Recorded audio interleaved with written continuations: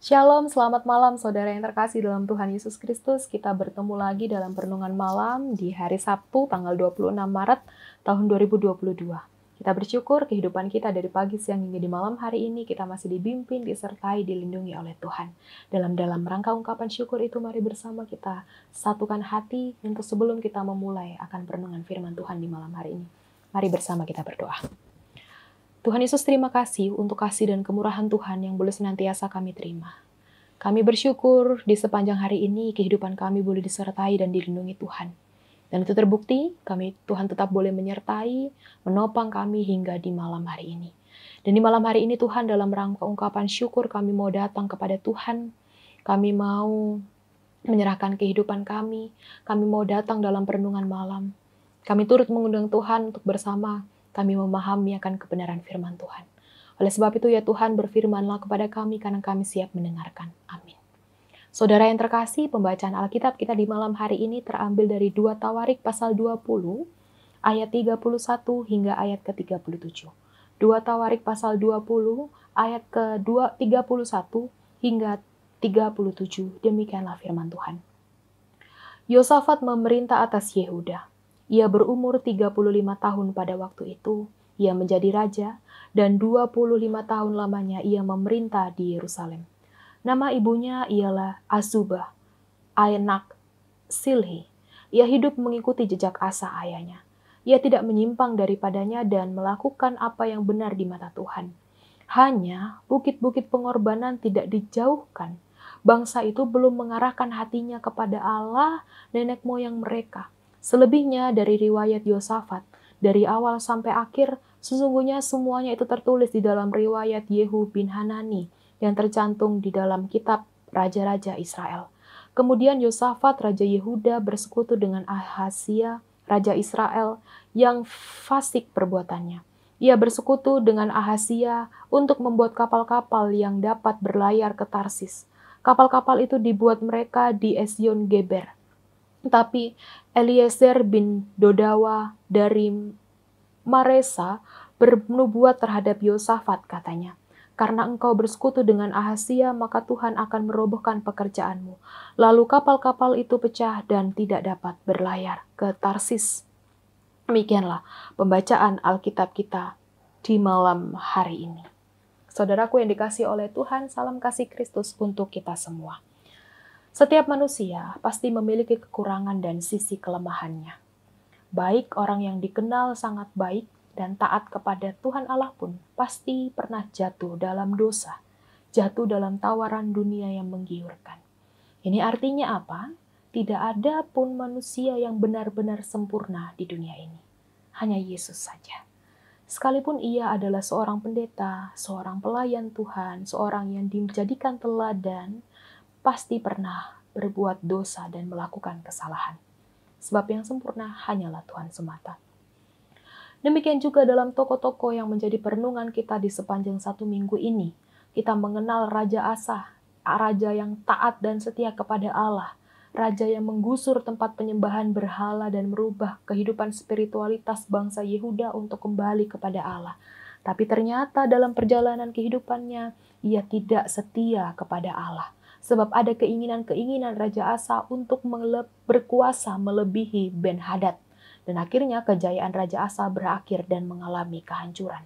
Dan pada malam hari ini kita juga kembali belajar lewat kisah seorang Yosafat yang menggantikan ayahnya, yang ternyata mencoreng kesetiaannya kepada Allah karena Yosafat masih berkompromi dengan berhala di sekitarnya. Yosafat masih menyisahkan beberapa lokasi penyembahan berhala dan Yehuda. Dan Yosafat bekerja sama dengan Ahazia, yaitu Raja Israel yang hidupnya tidak menyembah Tuhan. Ternyata di balik kesetiaan Yosafat yang kita baca dan perenungan kita di sepanjang minggu ini, masih terdapat ketidaksetiaan Yosafat di dalam Tuhan. Yosafat terjebak dalam pemikiran duniawi. Lalu apa yang terjadi saudaraku? Jelas murka Allah terjadi di hadapannya dan membuat misinya bersama dengan Ahazia gagal, dan Allah menghancurkan kapal yang sudah ia rakit bersama dengan Ahazia. Nah, saudaraku yang dikasihi oleh Tuhan, Dari sikap dua orang yang kita bersama renungkan di sepanjang minggu ini, yaitu Raja Asa dan Yosafat, apa yang dapat kita pelajari? Kita harus bersama menyadari bahwa diri kita, saya dan juga Bapak Ibu Saudara itu sebenarnya rentan. Rentan akan hal apa? Rentan akan hal duniawi yang menggiurkan. Rentan untuk berbuat dosa. Rentan untuk berpaling dan tidak setia dengan pilihan kita, bahkan juga dengan Tuhan.